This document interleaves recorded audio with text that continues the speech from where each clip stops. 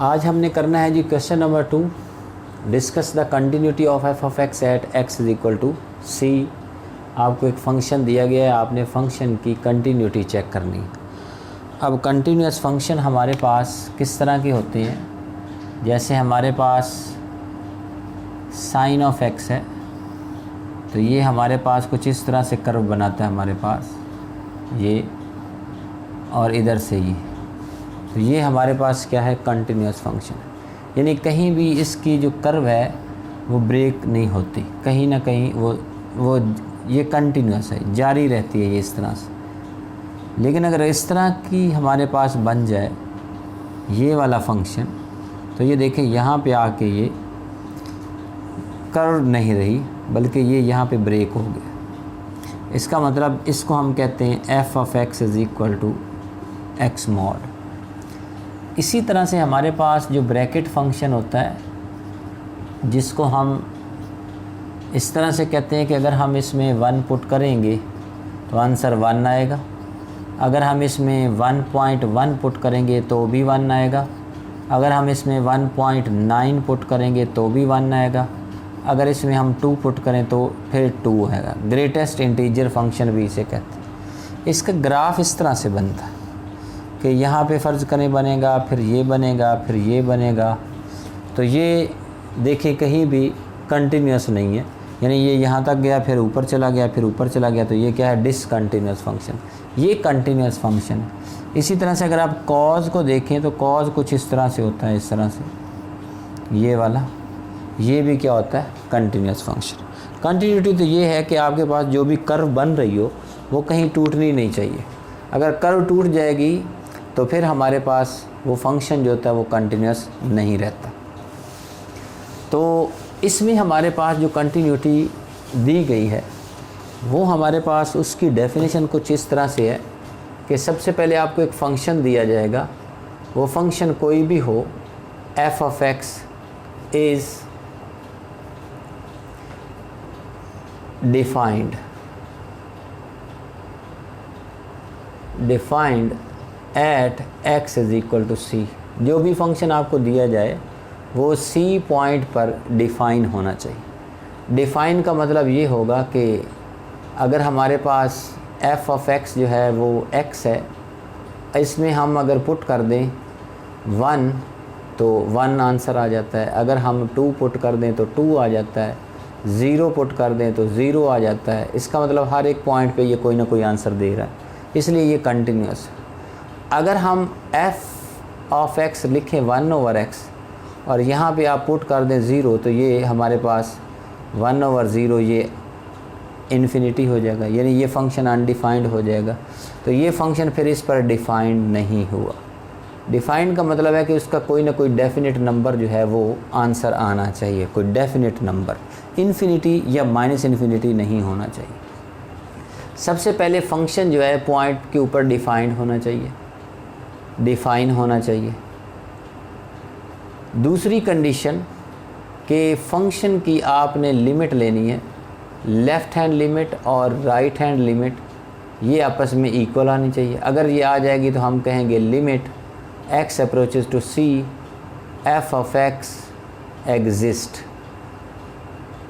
Number 3, हमारे पास function की पॉइंट पे वैल्यू और फंक्शन की लिमिटिंग वैल्यू ये आपस में क्या होनी चाहिए, इक्वल होनी चाहिए। तब हम कहेंगे कि जो फंक्शन है वो c पर क्या है, कंटिन्यूअस है।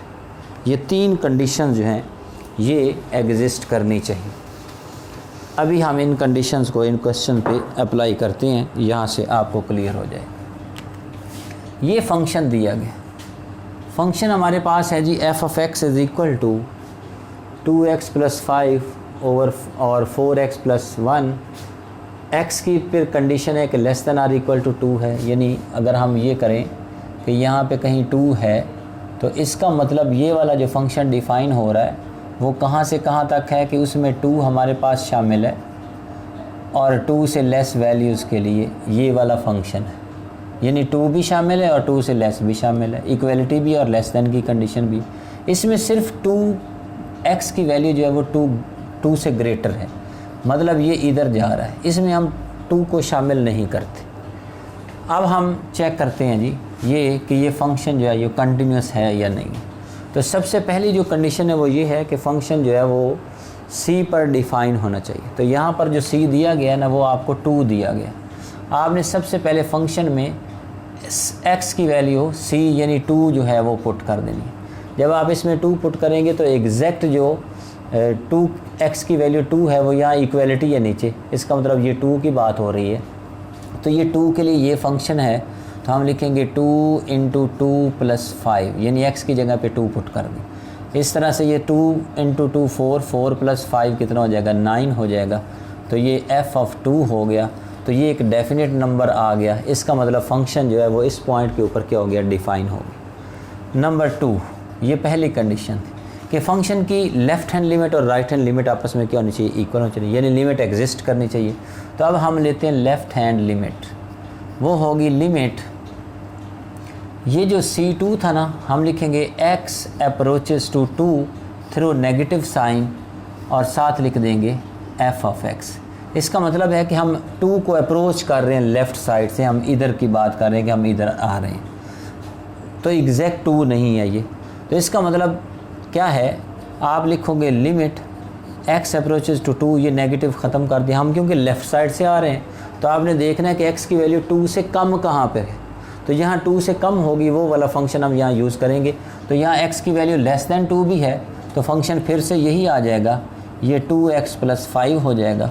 यहाँ पे आपने x की जगह पे 2 पुट करना है, 2 × 2 + 5, तो ये भी आपके पास क्या हो जाएगा 9। ये आपकी लेफ़्ट हैंड लिमिट आ गई। ये इक्वेशन हम बना देते हैं 1। अच्छा, अब आपने इसकी क्या कर लेनी है right hand limit. Right hand limit जो है वो हमारे पास है limit x approaches to 2 through positive sign. यहाँ नेगेटिव लिखा था, यहाँ पॉजिटिव। पॉजिटिव का मतलब ये है कि हम राइट साइड से आ रहे हैं। तो हमने क्या करना है, यहाँ पे x की वैल्यू 2 से ग्रेटर है।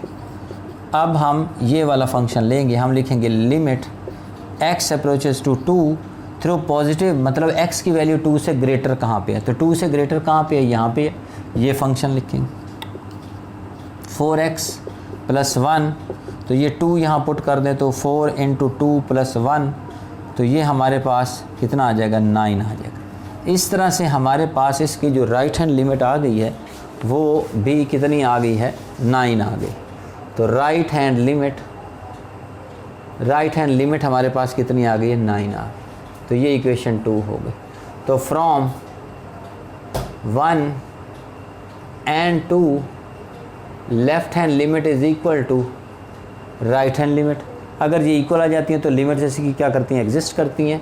हम कहेंगे कि limit x approaches to 2 f(x) exist, यानी ये लिमिट क्या करती है एग्जिस्ट करती। अब हमारे पास जो लेफ़्ट हैंड लिमिट है और जो राइट हैंड लिमिट है वो इक्वल आ गई है। फंक्शन जो है उन लिमिट जो है फंक्शन की वो एग्जिस्ट कर गई है। तो अब देखें ये फंक्शन की पॉइंट पे वैल्यू है और फंक्शन की लिमिट क्या बन रही है 9 बन रही है। Limit x approaches to 2 f(x) exist and it is 9, ये 9 है, लिमिटिंग वैल्यू 9 है और फंक्शन की पॉइंट पे वैल्यू भी 9 है। इसको भी हम कोई नाम दे देते हैं इक्वेशन a का। तो हम ये कहेंगे कि हमारे पास f(2) is equal to function की जो लिमिटिंग वैल्यू है x अप्रोचेस टू 2 f(x), ये दोनों ही 9 हैं। Therefore f(x) is continuous at x is equal to 2। तो ये फंक्शन क्या हो गया कंटिन्यूअस हो गया। चलें जी, ये यहाँ पे ख़त्म हो गया। अब हम इसका सेकंड पार्ट करेंगे।